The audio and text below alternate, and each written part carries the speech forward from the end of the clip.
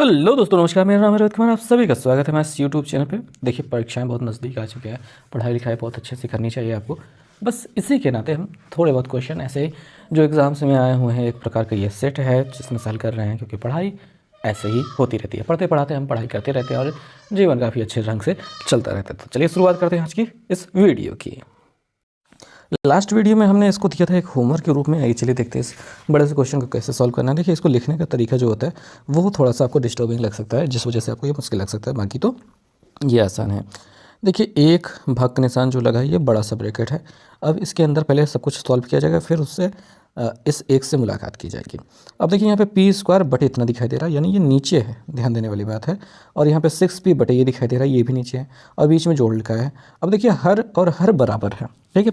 p plus 6 बराबर है, तो p प्लस 6 को एक बार लिखा जाएगा, और p स्क्वायर प्लस 6p ये ऊपर मिलेगा। क्या मिलेगा? p square plus 6p। अब हमने इसको ऊपर थोड़ा सा लिखा है। अभी यहाँ से देखिए, p कॉमन लिया जा सकता है। p कॉमन ले लेंगे तो p प्लस 6 मिल जाएगा, जो कि नीचे वाले से पूरी तरीके से कट जाएगा, और क्या बचेगा? केवल और केवल p। अब देखेंगे यहाँ पे 1 प्लस आगे क्या था, सॉरी 1 एक था और भाग का निशान था, तो 1 भागे p का मतलब होता है 1 बटे p। तो ये हो गया पहला वाला ऑप्शन आपका सही जवाब। तो अगला क्वेश्चन देखते हैं। ये आसान सा प्रश्न है, बहुत ही आसानी से उत्तर आ जाएगा इसका। देखते हैं क्या करना है इसमें। देखिए, यहाँ पे बड़ा सा ब्रैकेट बना हुआ है, ये गुणे में लिखा गया है और ये गुणे में है, भाग का निशान है। तो बहुत ही आसानी से ये नीचे बटे में आ जाएगा, मतलब भाग का निशान बटे में होना है कि मतलब ही होता है, ठीक है। ये बटे में है, और 11 से 121 कट जाएगा, 13 से 169 कट जाएगा, 13 बच जाएगा। और ये -3 है, पहले गुणा करेंगे फिर घटा देंगे। अब 11 से गुणा करना बहुत आसान होता है। देखिए, 1 और 3 है ना, 1 और 3 लिखिए, 3 1 4 जोड़ दीजिए, 4 इसे मिल गया आपको। 11 से जब 13 का गुणा करेंगे तो इतना मिल जाएगा।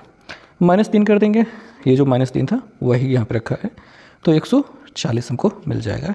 ये दिखाई दे रहा है बी वाला ऑप्शन। तो ये क्वेश्चन कुछ आसान बहुत होते हैं, कुछ क्वेश्चन आसान होते हैं, कुछ मुश्किल होते हैं। आपको देखना है, समझना है कि कैसे किनको किया जाए ताकि उत्तर जल्दी मिल जाए, ठीक। अगला क्वेश्चन देखते हैं। त्रिकोणमितीय से है कि यदि tan थीटा बराबर 1/√5 है तो कोसेक स्क्वायर थीटा का मान ज्ञात कीजिए। अब देखिए, इसको हल करने के कई तरीके हो सकते हैं। फिलहाल मैं बताता हूँ सबसे सिंपल तरीका जो हमेशा यूज़ किया जाता है, मतलब मैं तो यूज़ करता ही हूँ। देखिए, एक ट्रायंगल बना लीजिए। tan थीटा बराबर क्या होता है? लंब बटे आधार होता है। आप लाल बटे कक्का को याद रखते होंगे मेरे ख्याल से। तो साइन कॉस tan का हो गया लंब बटे आधार। तो ये लंब हो गया, लंब ये वाला हो गया, आधार क्या हो गया? ये √5 यहाँ पे हो गया। √5 का वर्ग करेंगे 5 मिलेगा, 1 का वर्ग करेंगे 1 मिलेगा, 5 1 6, 6 का वर्गमूल यहाँ पे आपको प्राप्त होगा √6। अब हमको चाहिए कॉसेक। कॉसेक होता है ये, देखिए ऊपर से लंब बटे कर्ण करेंगे तो साइन, कर्ण बटे लंब करेंगे तो कॉसेक। तो कर्ण बटे लंब, कर्ण √6 है बटे लंब 1 है, ये रख दिया। और √6 बटे 1 मतलब √6 ही होता है, लेकिन यहाँ पे देखिए स्क्वायर लगा है, तो जब इसका वर्ग करेंगे तो अंडर रूट हट जाएगा और 6 अकेले मिल जाएगा।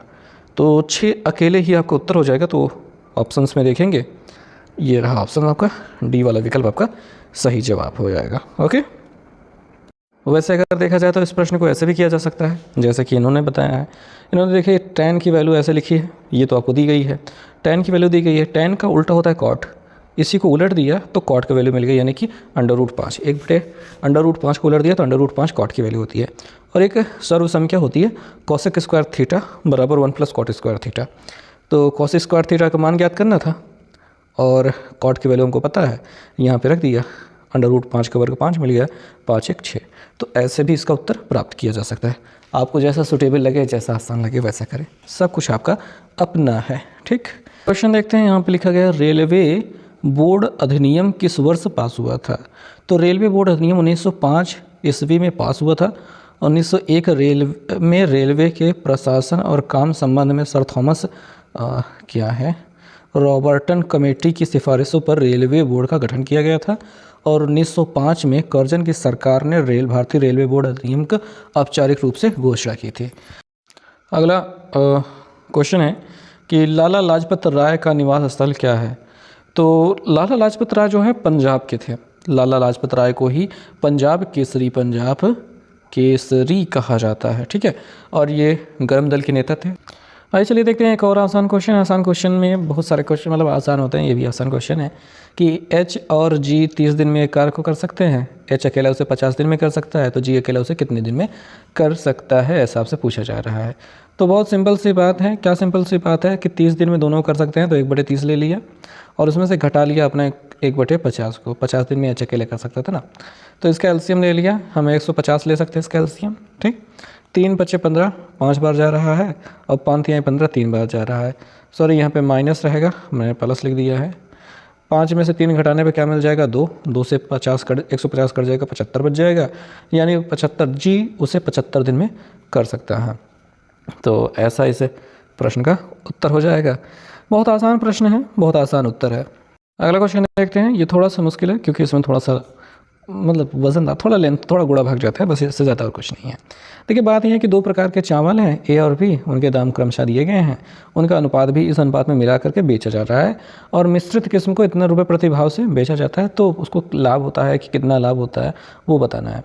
अब देखो इसको मिश्रण के हिसाब से इन्होंने हल किया है, मैं तो इस तरीके से करता नहीं हूँ, मेरा तो तरीका ये लगे।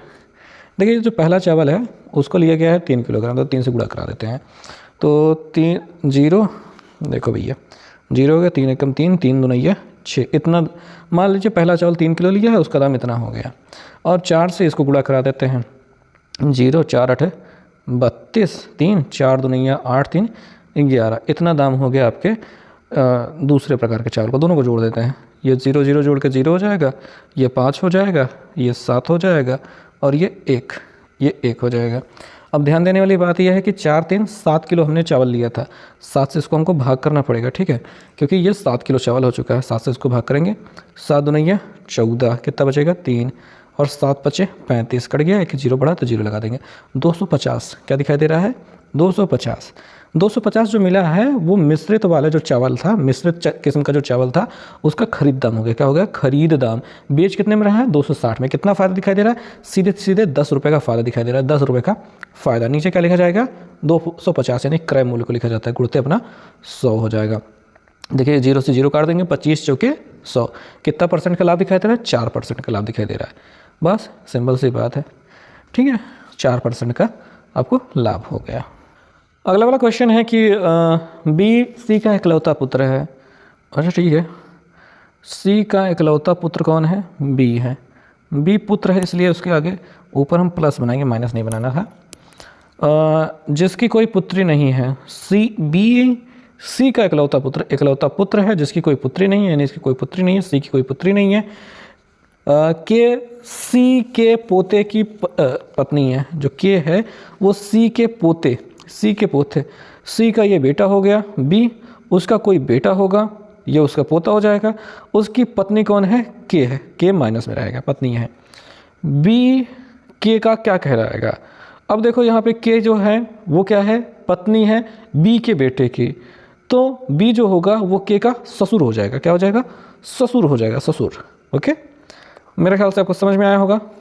अगला क्वेश्चन है जो कि आपके वृत्त से संबंधित हो चुका है। कह रहे हैं कि 7 मीटर त्रिज्या का वृत्ताकार भूमि। देखिए एक वृत्ताकार भूमि है और उसके चारों ओर इतना मीटर चौड़ा रास्ता है, ऐसा रास्ता है। मार्ग का क्षेत्रफल ज्ञात करना है, पाई के मान 22/7 लेना है। अब देखिए भाई यहाँ पे ये वाला हिस्सा जो होता है आपका रास्ता हो जाता है। इसका क्षेत्रफल निकालने के लिए पूरा क्षेत्रफल में से अंदर वाला क्षेत्रफल घटा दो, बस यही एक तरीका होता है।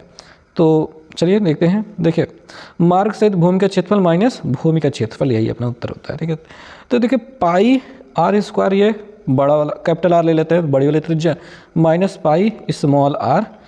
ठीक है, इसमें से पाई कॉमन ले लो तो capital R² minus small r², ऐसा हो जाता है। ठीक है, और अगर आपको एक फार्मूला पता हो तो और आसानी से हो जाता है। खैर आइए देखते हैं पहले ये जो दोनों त्रिज्या हैं। देखिए भैया ये तो त्रिज्या है आपको, ये इसकी मोटाई है, इसको जोड़ना पड़ेगा। 7 3 10.5। तो देखिए पाई तो ऐसे ही रहेगा, कोष्टक में कैपिटल R, जो बड़ी वाली त्रिज्या की बात कर रहा था मैं, ये देखिए यहाँ से यहाँ तक तो ये अपना 7 हो जाएगा, उसमें 3.5 जुड़ जाएगा तो बड़ी वाली त्रिज्या 10.5 हो जाएगी। तो 10.5² माइनस अंदर वाली त्रिज्या 7²। अंदर वाली त्रिज्या क्या है, अंदर वाली त्रिज्या है 7, उसका स्क्वायर। ठीक, अब इसी को हल कर देना है। अब चाहे तो आपको वर्ग करके करना हो या फिर कोई जुगाड़ लगा के करना हो, वर्ग कर दीजिए, वही सही रहेगा। देखिए अब इसका वर्क करते हैं। पाई की वैल्यू 22/7 हम बाद में रखेंगे। यहाँ पे ये 7 7 49 हो जाएगा, वो घटाना ही है। अब यहाँ पे देखिए, जब इकाई के स्थान पे 5 होता है तो पीछे 25 रहता है। इस 10 में अगले संख्या होता है 11, 11 10 में 110, ये हो जाएगा इसका वर्ग। एक अंक पे दशमलव लग जाएगा। अब यहाँ पे 110.25 है, इसमें से 49 घटाना है, तो 110 में से 49 घटा दीजिए, हासिल लेंगे 10 में से 9 गया 1, दशमलव के बाद 2 5 रहेगा, 2 5 रहेगा, यहाँ पे घटाना कर रहे हैं, ठीक है। और यहाँ पे बचा है 0, हासिल लीजिए 10, 10 में से 4 गए तो 6, 61.25 मिल रहा है। अब इसमें क्या होगा, गुणा हो जाएगा ना अपना 22/7 से, तो गुणा हो जाएगा 22/7, 7 से कट जाना चाहिए ये, 7 8 56, 7 8 56 हो जाएगा, बचेगा कितना 5, और 7 7 49, दशमलव लग जाएगा 49, 3 बचेगा, 7 5 35, ठीक है 5, ठीक है, अच्छा से भाग कर लिया हमने। 22 से हम गुणा करा देंगे, 22 से गुणा करा देंगे बस। 8.75 में 22 से गुणा, भाई 8.75 में 22 से गुणा, हमें हटाना पड़ जाता है बार बार भाई, अपनी व्यवस्था ही थोड़ी सी लूज़ है। गुणा कराएंगे, 2 से 5 गुणा करें, 2 5 10, 2 7 14 1 15, से लगे 1, 2 8 16 1 17, फिर वही 0 5 1 और 7 और 1 आ जाएगा, ओके 7 और 1 आ जाएगा, जोड़ देंगे, 2 अंकों पर दशमलव लगाना, 0 5 7 5 12, 7 1 8 1 9 और 1, 192.5, 192.5, सी वाला ऑप्शन अपना सही जवाब हो जाएगा। थोड़ा लंबा हो जाएगा, हो गया, लेकिन ठीक है। अगला वाला क्वेश्चन देखते हैं। अब देखेंगे क्वेश्चन क्या है कि पी क्यू आर एक कार्य क्रमशः 10 15 और 30 दिन में कर सकते हैं, ठीक है। और जो पी है प्रतिदिन कार्य करता है, और क्यू आर पी के साथ प्रथम दिन से क्रमागत अल्टरनेट डेज का मतलब होता है एक दिन छोड़कर एक दिन, ठीक है, शुरू करते हैं, तो कार्य कितने दिन में पूरा हो जाएगा ये हमको समझना है। पी है, क्यू है, आर हैं, ये 10 दिन में कर रहे हैं, ये 15 दिन में कर रहे हैं, ये 30 दिन में कर रहे हैं। इन सभी का जो एलसीएम हो गया वो 30 हो गया। 10 से 30 में भाग किया तो हमको मिल गया क्या 3, 15 से 30 में भाग किया तो 2, 30 से 30 में भाग किया तो 1। ये समझ में आता है कि 30 टोटल काम है, पी एक दिन में 3 काम कर रहा है, क्यों 2 काम कर रहा है, आर 1 काम कर रहा है। प्रश्न कहता है कि पी के साथ पी क्यू आर, ये पहले दिन पी क्यू आर सब लोग पहले दिन काम करते हैं, दूसरे दिन पी अकेला काम करता है, तीसरे दिन पी क्यू आर फिर से साथ में आ जाते हैं, यही ये कहना चाहते हैं। तो ये 2 दिनों का काम है। अब ये 2 दिनों में कितना काम कर रहे हैं ये हम देख लेते हैं। तो 3 2 5 1 6 काम हो गया आपके पहले दिन में। फिर दूसरे दिन पी अकेले काम करता है तो 3 काम हो जाता है, और इस प्रकार हम देख पाते हैं कि हमारे 6 3 9 काम हो जा रहे हैं 2 दिनों में। टोटल काम है कितना 30, तो 9 त्रिक 27, ये 9 त्रिक 27 का क्या मतलब हो गया, यानी 9 काम का हिसाब से 3 बार देखा जाए तो 3, और ये 2 दिनों को जोड़ा तो 3 दूनी ये 6 दिन लग गए आपको क्या करने में, 6 दिन लग गए आपका ये 27 काम करने में, 6 दिन लग गए 27 काम करने में। कितने काम बचे हैं, 3 काम बचे हैं, 27 3 30 होता है, 3 काम बचे हैं। और कितने लोग पी क्यू आर, अगले दिन पी क्यू आर सभी आएंगे, और ये एक दिन में 6 काम निपटाते हैं, तो 6 से भाग करते हैं तो हमको मिल जाता है 1/2, यानी 6 दिन यहाँ लग गए थे और आधा दिन अगला लगेगा, तो 6 सही 1/2 हो जाएगा। तो यहाँ पे आप देख सकते हैं कि 6 सही 1/2 आपका सही जवाब हो जाएगा। ये मेरे तरीका है हल करने का, आप यहाँ पे अलग अलग प्रकार से देख सकते हैं इस प्रश्न को हल किया गया है, बाकी आप जानें। अगला हम प्रश्न देखेंगे, जो रीजनिंग का प्रश्न है। इसमें कहा जा रहा है कि श्रेणी का लुप्त अक्षर ज्ञात कीजिए। तो B Z W S N ये सब क्या चल रहा है, मेरे ख्याल से ये उल्टे क्रम में चल रहे हैं। देखिए होता है बी 2 नंबर पे, 2 से अगर हम पीछे जाएं तो ए आता है 1 नंबर पे, फिर जेड आता है, यानी 2 अंक छोड़ करके जेड आ गया 26 नंबर पे। अब फिर z से पहले क्या होता है y, उसके बाद x, फिर w होता है, यानी 2 खाने छोड़ करके 30 है, मतलब फिर ये 23 पे आ गया, यानी 3। पहले तो यहाँ पे 2 घटा, फिर ये 3 घटा, और मेरे ख्याल से अब ये 4 घटना चाहिए। तो s होता है 19 पे, तो ये 4 घट गया है। और ये अब 5 घटना चाहिए, 19 में से 5 घट गया तो 14, 14 पे n होता है, और अब घट जाना चाहिए 6, 14 में से 6 घटाने पे क्या मिलता है, 14 में से 6 घटाने पे मेरे ख्याल से 8 मिलता है। क्या मिलता है? 8 से 14 8 मिलता है। 8 नंबर पे कौन होता है? 8 नंबर पे आपको पता है कि H होता है। क्या होता है? H। तो H आपका सही जवाब हो जाएगा। ओके, ठीक है।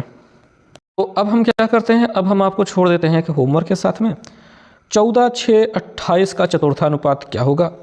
चतुर्थानुपात यानी चौथा अनुपात, चौथा अनुपात क्या होगा ये आपको बताना है। विकल्प आपको सामने दिखाई दे रहा है, उत्तर मैंने छुपा दिया है। तो कमेंट करके बताइएगा। मिलते हैं हम नेक्स्ट वीडियो में। बाय।